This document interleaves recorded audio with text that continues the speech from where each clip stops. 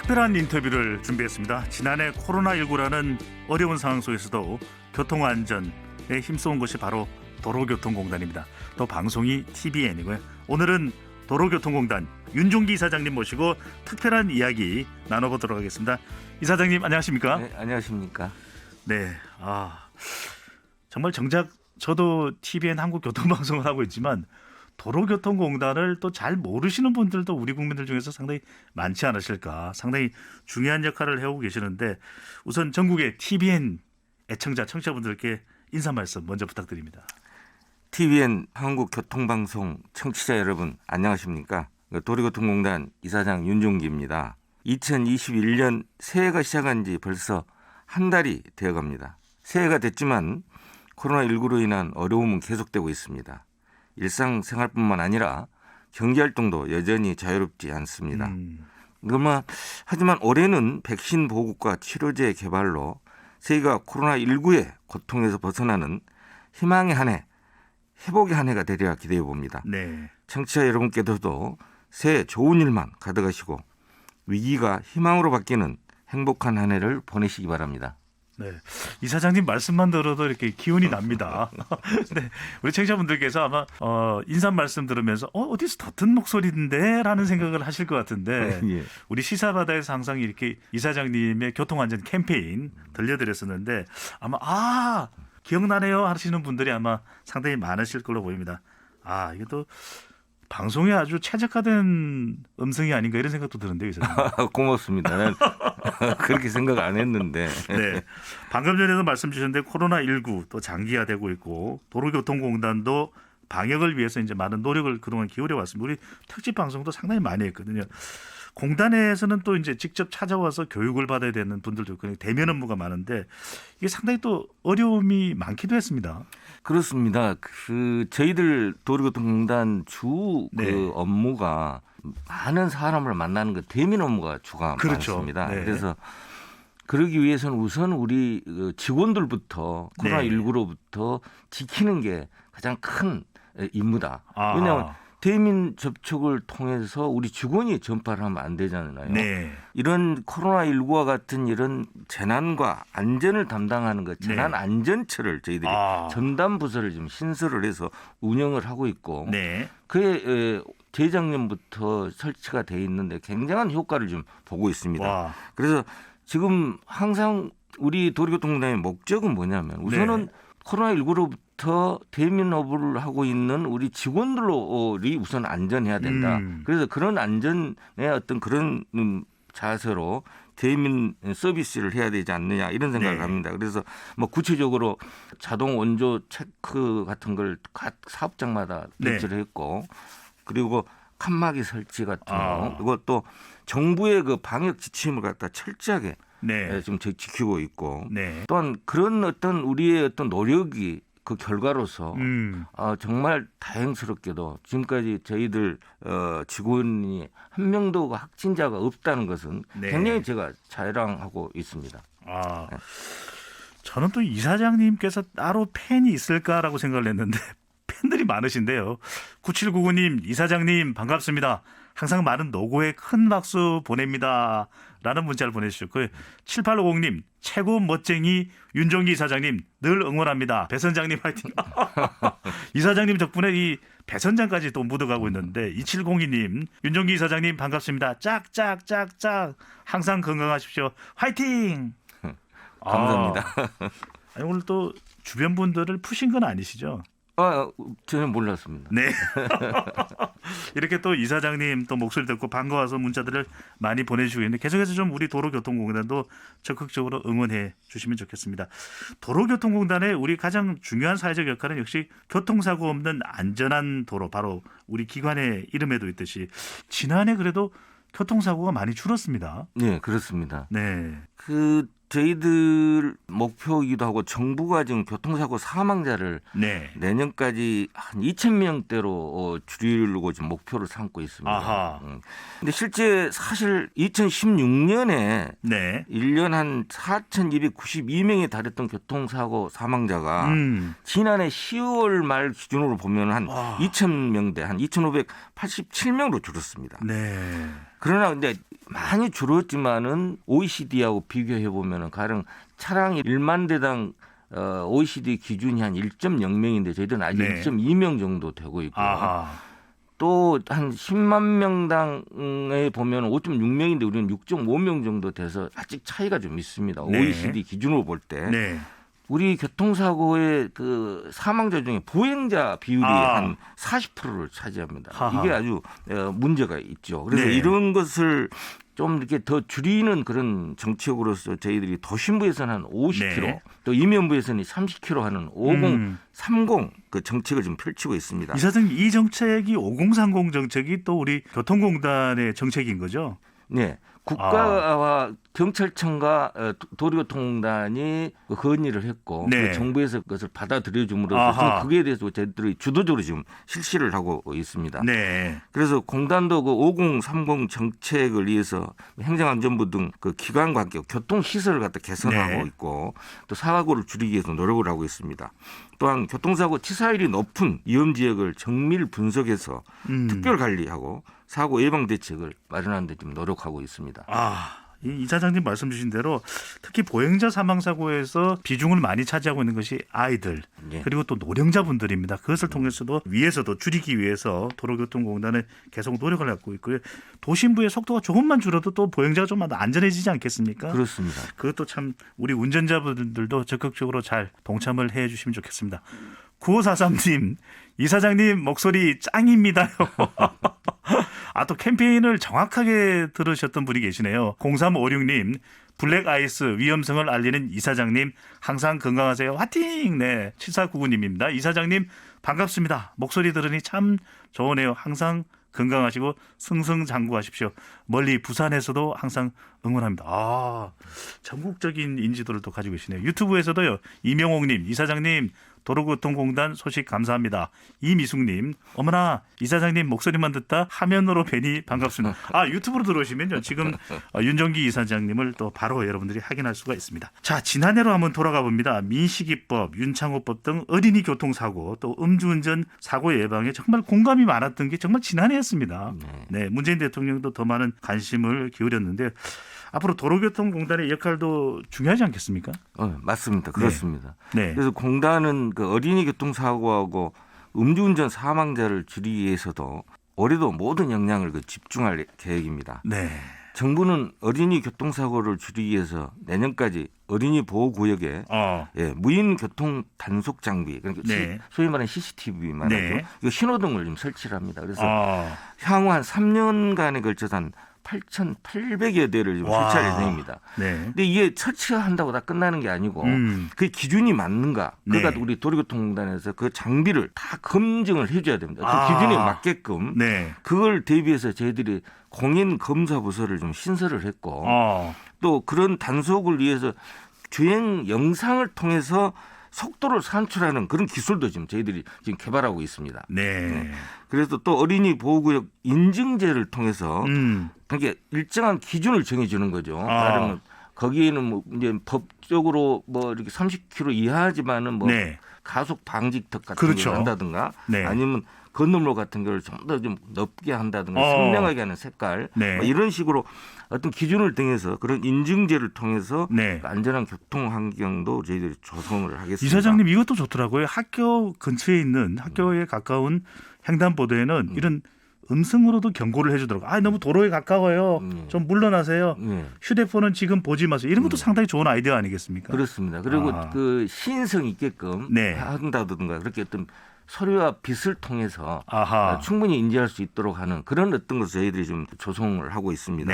또 음주운전 사고를 줄이기 위해서는 현재 16시간 교육 프로그램이 있습니다. 이걸 갖다 48시간으로 확대하는 음주운전 심화 교육 과정을 좀 개발을 하고 있습니다. 또 국무조정실에서 발표한 음주운전 방지 장치 장착이 있습니다. 음주하면은 시동이 걸리지 않도록 하는 그런 장치인데요.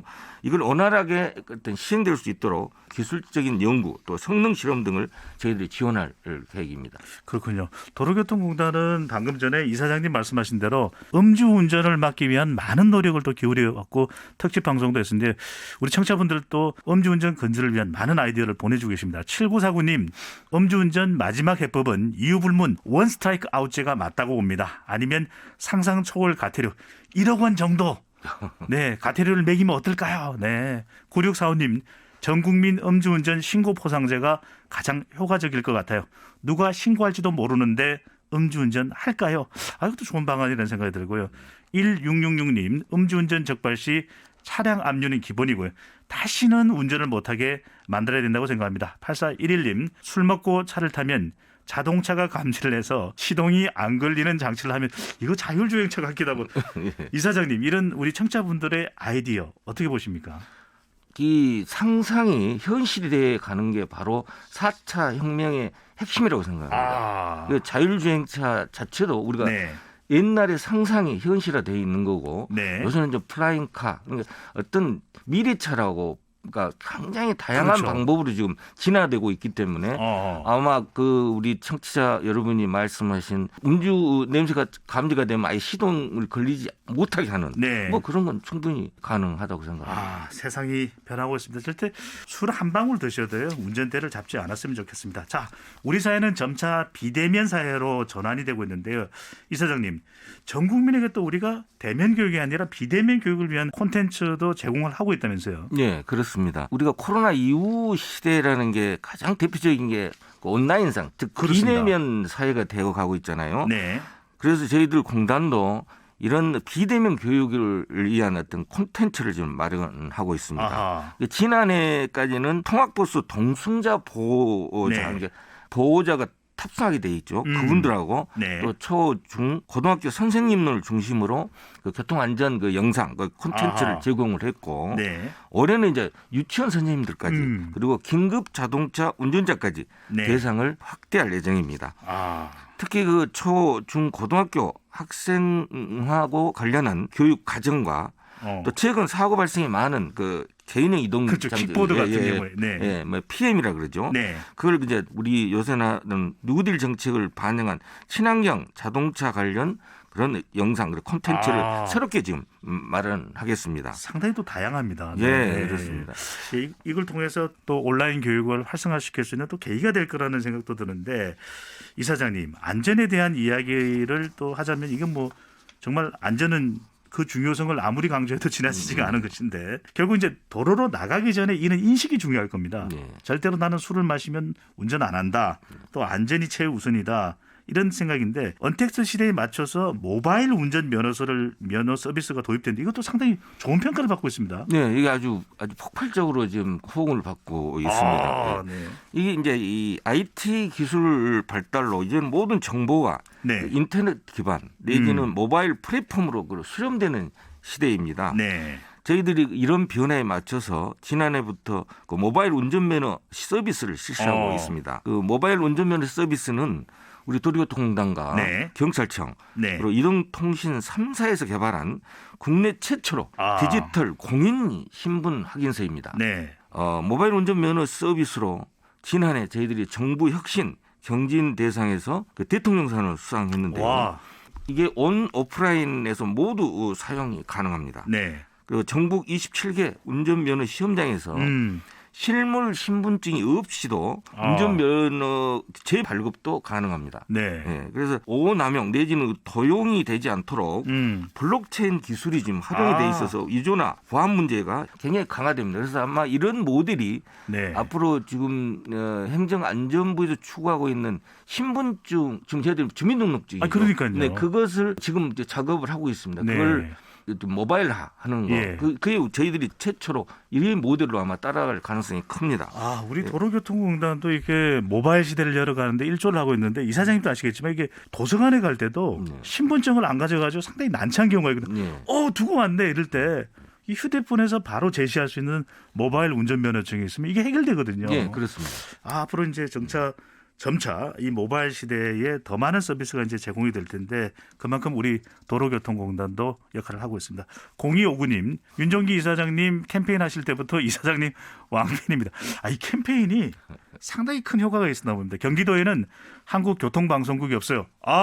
교통방송 좀 만들어주세요. 경기도에 없었군요. 지금 경인 방송인데 좀 네. 약간 들리지 않는 건 난천 지역이 좀 있습니다. 그걸 해소하려고 지금 우리 본부 단위에서 그냥 노력을 하고 있습니다. 네. 경기도에도 우리 시사 바다가 들릴 수 있도록 배 선장이 더 크게 소리를 지르도록 하겠습니다.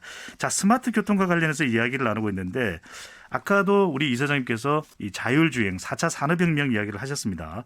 이 홍남기 경제부총리가 얼마 전에 자율주행 4단계 이게 완전하게 이제 자율주행이 되는 기술인데 핵심 기술 개발에 1조 원 이상 투자를 하겠다고 밝힌 바가 있는데 도로교통공단도 자율주행차 V2X 기반 사업과 연계된 사업에 참여를 하고 있다는 소식인데 이사장님 쉼 때부터 공단의 미래는 바로 자율주행차이다.